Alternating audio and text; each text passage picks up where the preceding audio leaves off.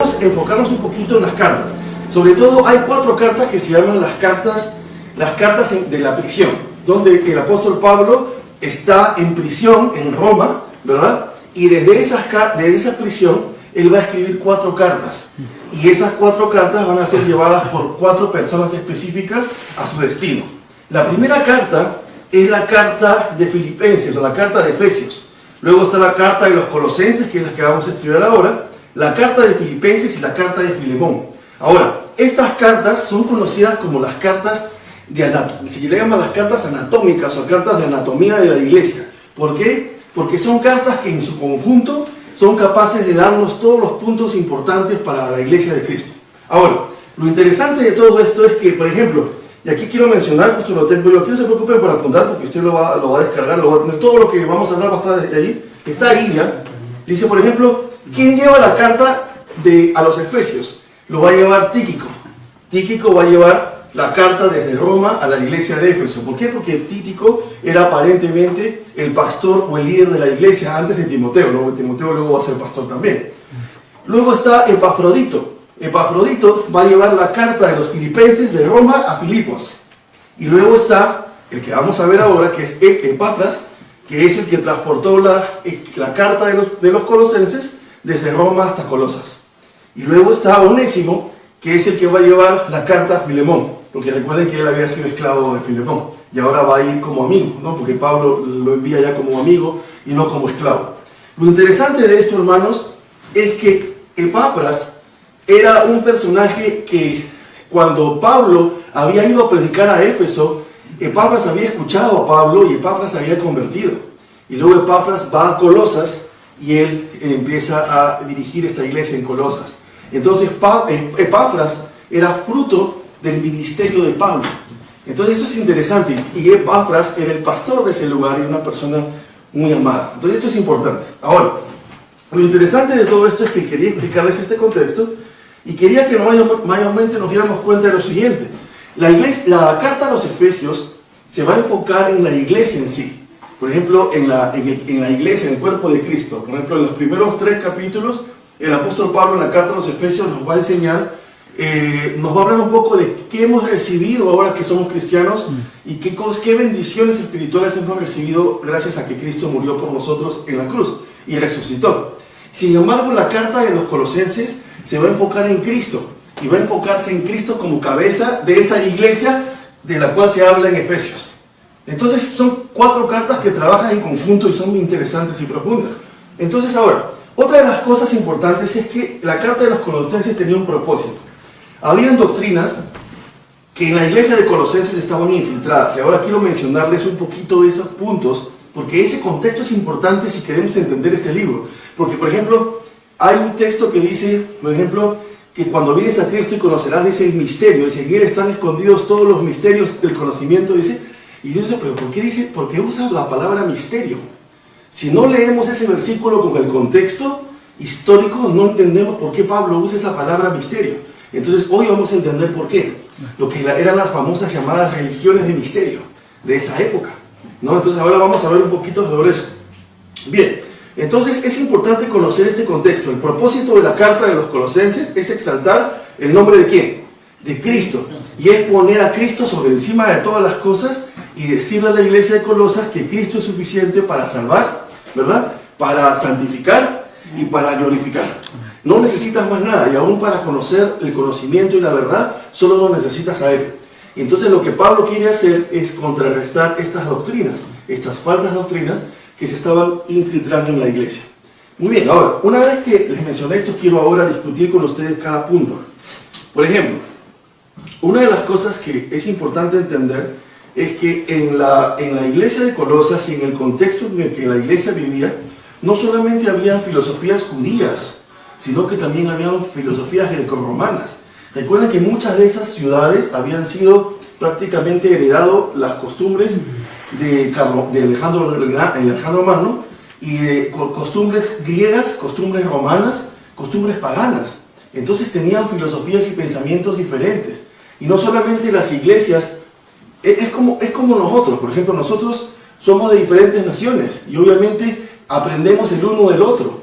Pero si nos sentamos y nos empezamos a conversar, nos vamos a dar cuenta que en cada nación se utilizan hay diferentes costumbres. Obviamente no estamos comparando en que una sea mejor que la otra, no, sino lo que quiero enfocar es que son diferentes.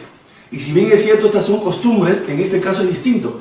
Aquí lo que se está hablando es de filosofías, que cada cultura tenía una teología diferente, por decirlo así. Miraba a Dios de una manera, tenían otros dioses, eran paganos, y recuerden de que estamos hablando de que Jesucristo había muerto, había resucitado, y entonces había una lucha entre los nuevos cristianos y los judíos, porque los judíos querían que se siguieran guardando ciertas cosas y no entendían de que ya habían cosas que habían sido sombra de lo que había de venir, que era Cristo, y ya no tenían por qué guardarse. Entonces quiero ahora entrar en los detalles. Es lo siguiente, por ejemplo, una de las filosofías que había entrado a la iglesia y que se vivía en ese momento era el gnosticismo.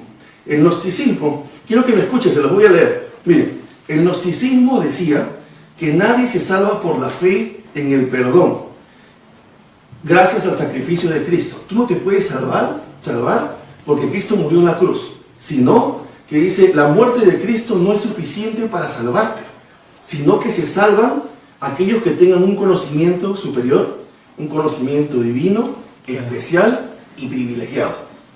O sea, imagínate, en la iglesia de Colosas, Epafras estaba luchando con que habían filosofías, personas que se habían infiltrado y que estaban diciendo que estás equivocado para salvarte. Eso de Cristo no es suficiente, necesitas tener un conocimiento más elevado, más especial. Entonces, ¿qué estaban haciendo? Decían, vente con nosotros, que Cristo no es suficiente porque necesitas el conocimiento especial que tenemos nosotros. Y eso les voy a decir por qué es satánico. Suena dura la palabra, pero es satánico. ¿Sí? ¿Por qué? Porque es la misma estrategia que utilizó Satanás en el Edén. ¿Verdad, hermano Carlos? Pero ¿qué es lo que le ofreció la serpiente a Eva? Conocimiento. Un conocimiento, dice, especial.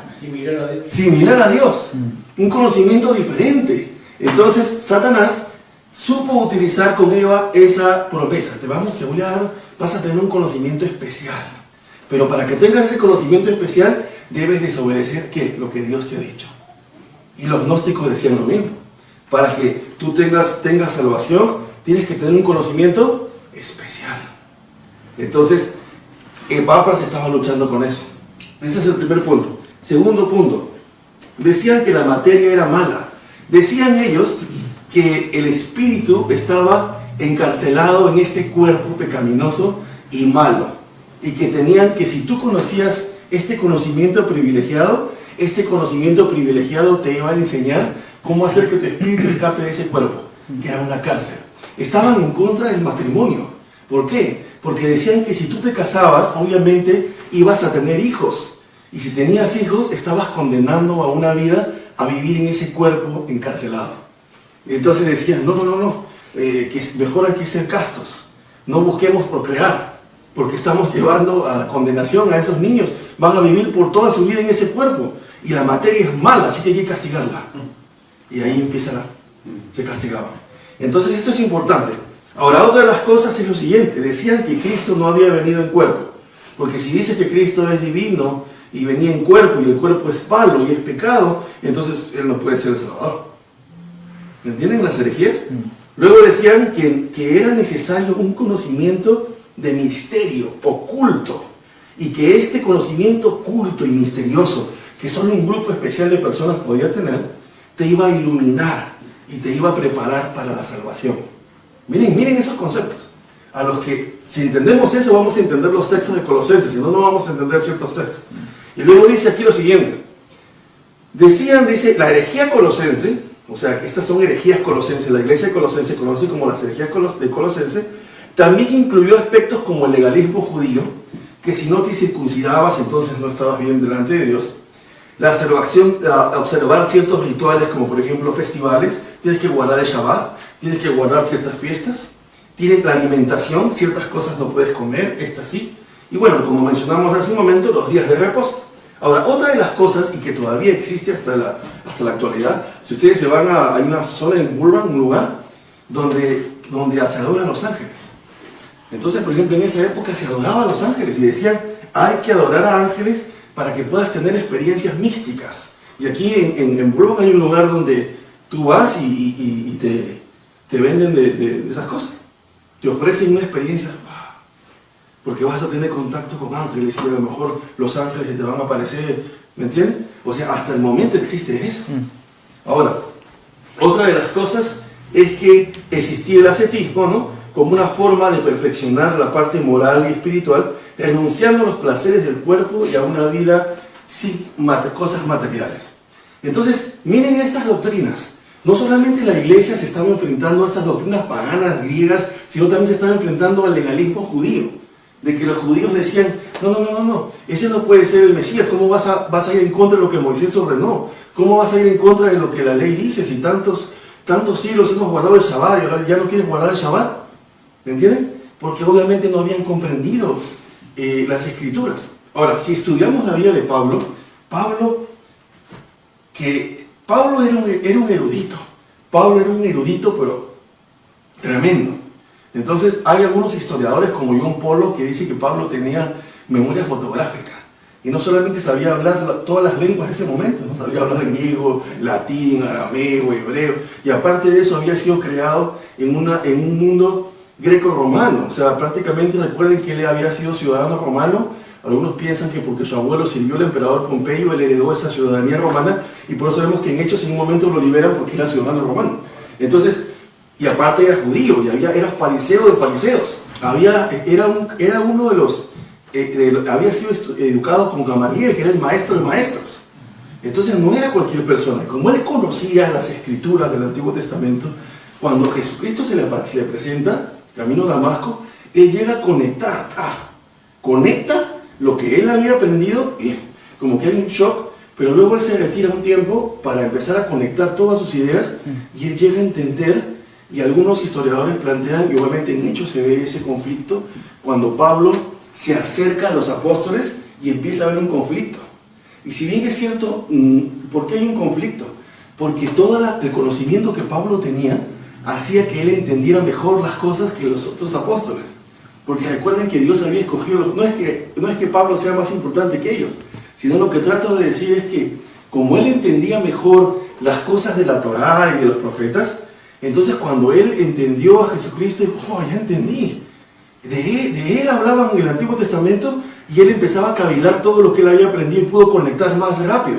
Entonces hubo obviamente un conflicto en ese momento, por eso es que Pablo luego se separa, porque obviamente vemos que sí eran humanos, y bueno, y hubieron ciertos roces en un momento, pero lo que trato de enfatizar aquí es que el apóstol Pablo sabía de que no solamente los paganos, o sea, las personas greco-romanas que tenían costumbres paganas de adorar a otros dioses, eran un problema porque estaban atacando la doctrina real de la iglesia, sino que también los judíos se habían convertido en un problema porque no estaban entendiendo que Jesucristo era el cumplimiento de todo lo que la Torá y los profetas decían. Entonces todo eso es lo que la iglesia de Colosas tenía que enfrentar. Si entendemos esa parte, va a ser interesante que cuando vamos leyendo el libro y tengamos claros estos puntos, por eso es que les puse esta hoja aquí, para que tengan un mes para leerlo, y es corto, son 3-4 hojas nada más, pero cuando vengamos a la siguiente reunión, ya lo van a tener cada vez más en la mente y va a ser más fácil ir metiéndonos más profundamente. Y eso va a ser interesante. Ahora estamos introduciéndonos al libro. Muy bien, entonces esa es una cosa importante. Ahora lo siguiente, quiero mencionarles un poquito, vamos a tratar de manejar en este libro una estructura bien sencilla, bien básica. Primero, por ejemplo, los saludos de Pablo, que van a estar del versículo 1 al versículo 2, lo vamos a nosotros poner el saludo de Pablo, es así como está. La gratitud de Pablo va a ser del verso 3 al verso 8, hoy vamos a avanzar todo eso, desde el versículo 1 al verso 8, y luego está la oración de Pablo, que es del versículo 9 al verso 14, está la instrucción doctrinal, donde se enfoca en la deidad de Cristo, del verso 15 al verso 23, está el ministerio de Pablo, desde el versículo 24, capítulo 1, capítulo 2, verso 7, las filosofías falsas, de lo que estamos hablando, donde Pablo empieza a contrarrestar estas filosofías falsas en el capítulo 2, desde el verso 8 al verso 23, y luego van a venir en el capítulo 3 en adelante hasta el capítulo 4, así como en Efesios, las exhortaciones prácticas, donde Pablo, después de enseñarnos doctrina o teología, por decirlo así, nos va a mandar ahora a ponerlo en práctica. Y nos va a enseñar la parte de la conducta cristiana, capítulo 3, del verso 1 al verso 17, las casas cristianas, desde el versículo 18 al capítulo 4, verso 1, las pláticas cristianas y los amigos cristianos. Y nos vamos a enfocar en eso. Entonces, lo primero que queremos hacer ahora es entender este contexto. Es importante entender el contexto de la iglesia de Colosas y con eso poder ir a los primeros dos versículos. Quiero ir con ustedes a los primeros dos versículos. Dice Pablo, volvamos a leer, dice Pablo, apóstol de Jesucristo, por la voluntad de Dios, y el hermano Timoteo. A los santos y fieles en Cristo, hermanos en Cristo. Dice que están en Colosas. Ahora, ¿dónde estaban ellos? En Colosas, muy bien. Ahora, lo interesante de esto es que dice que era Pablo, apóstol de Jesucristo, por la voluntad de Dios. Y aunque esto parece repetitivo, es importante mencionar que Pablo se está identificando como un apóstol que ha sido llamado por Jesucristo. O sea, él no se autodenominó apóstol, sino que Jesucristo mismo lo llamó. O sea, está diciendo, esta carta la está escribiendo alguien que tiene autoridad dada por Cristo mismo, ¿no? O sea, ninguno de nosotros podría decir eso, ¿no? Pero él fue obviamente, específicamente Jesucristo le dijo, esto es lo que tú tienes que hacer. Recuerden que cuando él está camino a Damasco dice, yo te mostraré lo que vas a hacer, ¿no? Entonces, él ha sido llamado por Jesucristo. Dice, y el hermano Timoteo. O sea, aquí están mencionando que quienes están escribiendo la carta es que Pablo y el hermano Timoteo. O sea, hay obviamente que a lo mejor Timoteo le estaba ayudando a escribir la carta, era como un amanuense, ¿no? Le estaba ayudando, que yo te escribo, y él iba dictando. Entonces, o a lo mejor estaban juntos, obviamente estaban juntos a la hora de escribir la carta. Dice, a los santos y fieles hermanos en Cristo. Y esto es importante, aquí quiero enfatizar. Si bien es cierto, los textos pueden sonar como muy santos y fieles, pero hay algo muy profundo aquí. Se supone que Pablo no habla por hablar. Por ejemplo, cuando vemos la carta a los Gálatas, Pablo de frente entra y empieza a llamarles la atención. Y dice, ¿quién os hechizó? Que en griego significa ¿quién nos embrujó? Y empieza a llamarles la atención. Pero aquí vemos que el apóstol Pablo no empieza así, sino que dice, Pablo, apóstol de Jesucristo, por la voluntad de Dios. O sea, les está diciendo, les está hablando a alguien que tiene autoridad. Porque recuerden que Pablo había estado en la cárcel. La gente de Colosas no lo conocía. Nunca lo habían visto. Entonces no había Facebook, ni siquiera conocían su cara, no sabían quién era. ¿Me entienden? Entonces lo que quiero decir es que Pablo se presenta y les dice, mi autoridad me la dio Cristo. Por lo tanto, escúchenme. O sea, no les estoy hablando humanamente, sino el Señor me ha llamado para decirles esto. Entonces dice, y acá interesante es esto, dice, a los santos y fieles hermanos en Cristo. Pablo dice, a los santos y fieles. Entonces ustedes saben, y aquí quiero enfatizar, la palabra santo es una palabra griega que significa gagios, ¿verdad? O gagios, se pronuncia gagios o gagios, ¿no? Y es importante porque significa que es una persona, miren, dice, significa entre los griegos era una persona que estaba dedicada a los dioses, separada, entre los griegos, ¿no? Separada a los dioses. Obviamente sabemos que esos dioses no existen, ¿no? Son solamente demonios, ¿no? Después vamos a ver. Y en las escrituras significaba alguien que estaba separado del pecado, dice, y por lo tanto era una persona consagrada a Dios. O sea, cuando Pablo está diciendo santo, está diciendo todo esto. Si lo leemos en santo, no es santo, bueno, somos santos. Porque dice que todos aquellos que creen en Cristo son santos. Y sí es cierto, la palabra correcta de santo no es ser perfecto. A veces pensamos, a veces hasta usamos la frase, yo no soy ningún santo, ¿no? Porque pensamos que ser santo es ser perfecto, ¿no? Oh, santo. O aún en algunos contextos se utiliza, como ejemplo en algunos lugares, que cuando alguien muere, luego es evaluado para ver si va a ser llamado santo. Pero bíblicamente, ya les he dicho siempre a ustedes, ¿no? Así como hay muchos pastores evangélicos, protestantes, en diferentes partes del país y del mundo, que enseñan cosas que no son bíblicas, también hay otras personas en otras denominaciones o iglesias que también enseñan cosas que no son bíblicas. Lo que trato de decir es que seríamos ciegos si dijéramos, los pastores evangélicos, cristianos, protestantes, ellos son perfectos, todo lo que enseñan es correcto. Mentira, porque hay mucha gente ahorita afuera, en muchos lugares del país, que enseñan cosas que no son bíblicas. Y por lo tanto Dios van a tener que darle cuentas a Dios de lo que están enseñando. Entonces nosotros no nos casamos con nadie, nos casamos con la Escritura, ¿verdad? O sea, no porque sean protestantes quiere decir que les vamos a tapar lo que están haciendo mal. Están haciendo mal. Entonces, pero también lo que quiero mencionar es que la palabra santo es todo aquel que ha recibido a Cristo, dice la Biblia, no lo dice ninguna persona humana, la Biblia lo dice, que todo aquel que ha recibido a Cristo es llamado santo, porque la palabra real, santo, significa apartado del pecado para servir a Dios. No significa perfecto, significa que, por ejemplo, cada vez que tú has recibido a Cristo, te levantas en la mañana, dice la Biblia que si recibiste a Cristo eres sellado con el Espíritu Santo, eres propiedad de Él. Ya no puedes, tú en tus fuerzas no puedes vencer el pecado.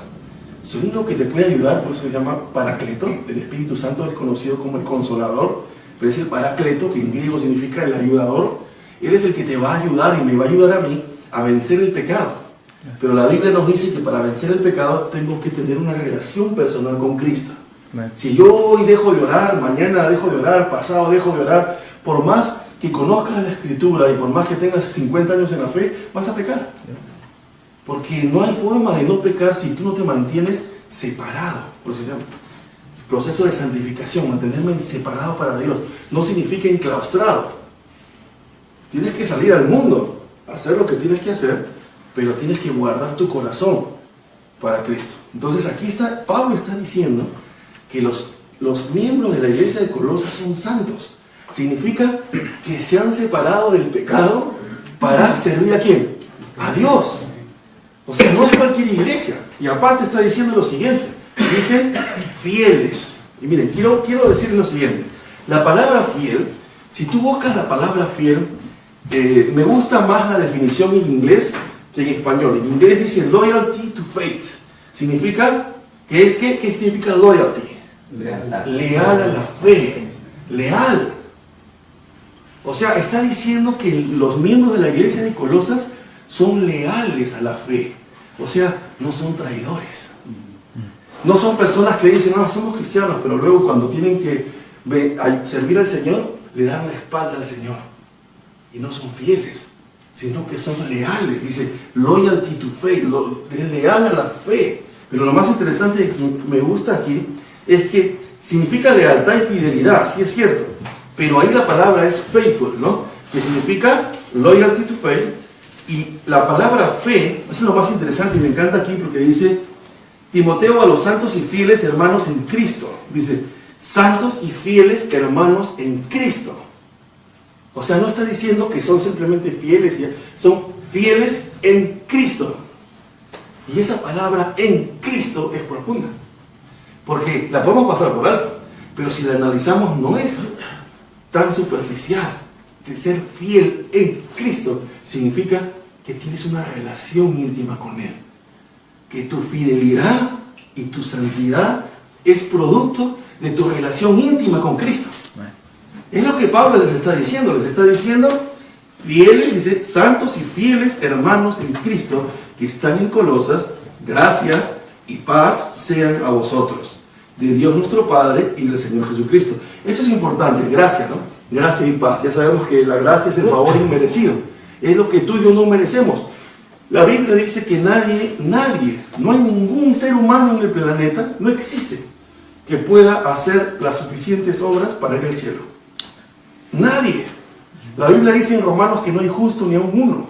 Nadie puede tener los méritos suficientes para decir, yo soy tan bueno, merezco ir al cielo. Nadie. Porque inclusive hay muchas personas en el mundo que dicen, yo no necesito ir a la iglesia.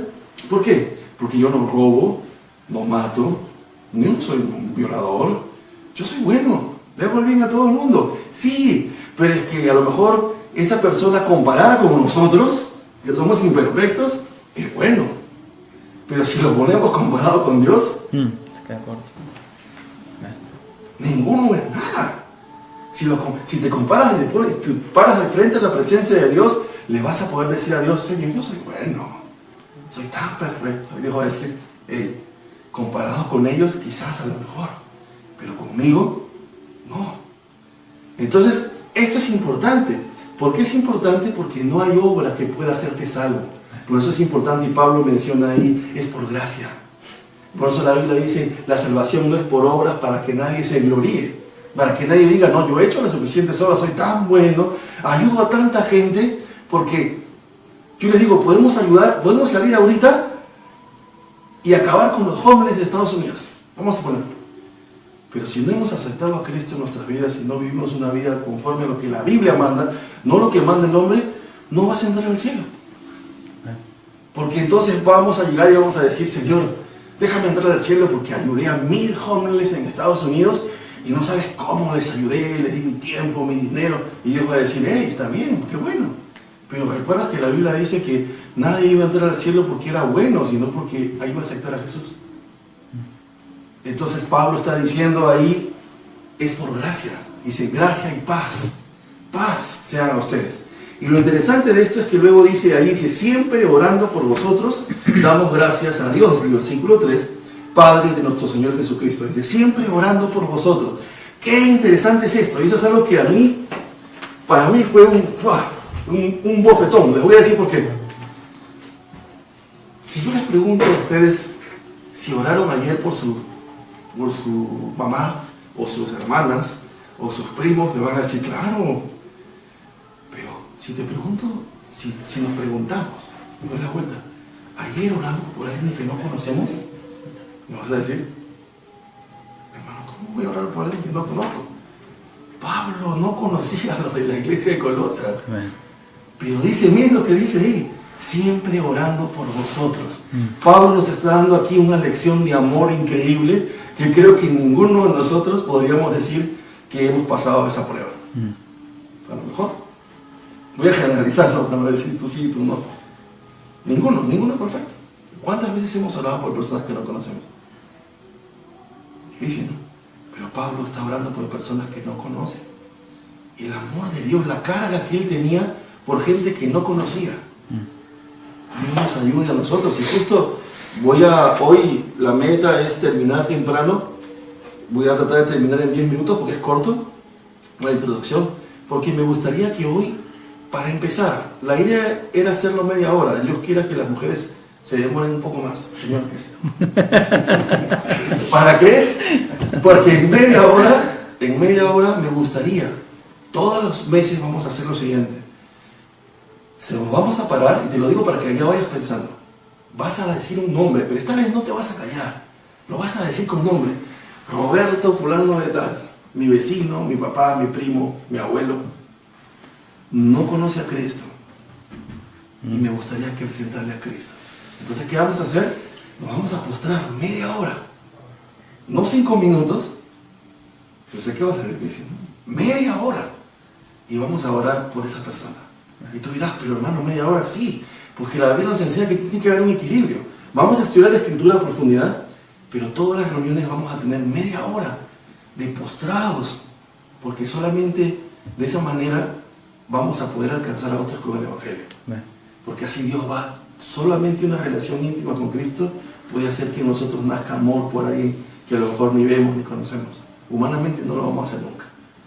Entonces vamos a hacerlo. Entonces, lo interesante de esto es que dice, Pablo oraba por ellos, dice, damos gracias a Dios Padre de nuestro Señor Jesucristo, habiendo oído de vuestra fe en Cristo Jesús. Y ahora resaltamos lo que mencionamos hace un rato. He oído de vuestra fe en Cristo. O sea, la fe de ustedes es producto de una relación íntima con Cristo. No es producto de tu mente. No es que nosotros caminamos y decimos, vengo a la iglesia hace 15 años. ¿Y eres un hombre de fe? Claro, si vengo a la iglesia hace 15 años. No estamos hablando de ese tipo de fe. Estamos hablando de una fe que es producto de una relación íntima. Hermano, sí, tengo fe porque hoy oré media hora en la mañana. Hoy tengo fe porque ayer antes de dormir oré media hora. Hermano, tengo fe, soy un hombre de fe porque estuve analizando la Escritura y pude compartir el Evangelio y estoy tratando de luchar para tener, me cuesta. Me levanto en la mañana y no tengo ganas de orar. ¿Quién puede decir que cuando se levanta en la mañana tiene ganas de orar? Yo no. Si alguien me dice que cuando se levanta en la mañana quiere orar, uy, le quedo de premio. Porque somos imperfectos. Pero ahí está la madurez. Por ejemplo, es como cuando Es como cuando tú, bueno, si estás casado obviamente, y pasa una mujer por la calle, tú no puedes ir andando con una bolsa en la cabeza. Como soy cristiano, con una bolsa. No veo a nadie. No. Va a haber un momento que vas a pasar y va a pasar una mujer quizás vestida de una manera que no debe estar vestida. No puedes ir a la calle y decir que se viste de una manera como tú piensas. La gente sabe vestir como quiera. Ojo, tú puedes decidir mirarla. Somos síndrome. Puedes decidir desearla. Puedes decidir pecar. Pero que no se trata de si lo sientes o no.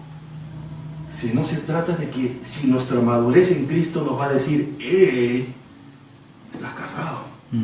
Pero la chica que ha pasado está guapa. Sí, es tu mente. Pero ¿qué vas a decidir hacer tú? ¿Te vas a levantar en la mañana? No vas a querer orar. No, yo no quiero orar, no quiero flojera. Pero ¿qué es lo que va a decir? ¿Qué es lo que debería decir nuestra madurez en Cristo? No quiero orar, Señor, pero voy a hacerlo. No importa, Señor, renegando, pero me voy a arrodillar.